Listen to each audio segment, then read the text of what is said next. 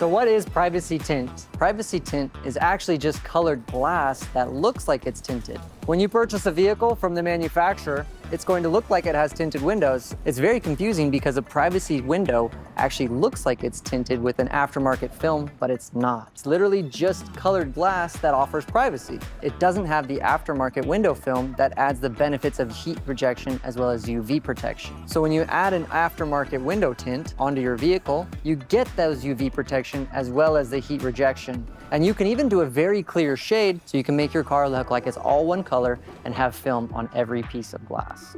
If you're looking to save some money or for a fun project to do, you can definitely do it yourself.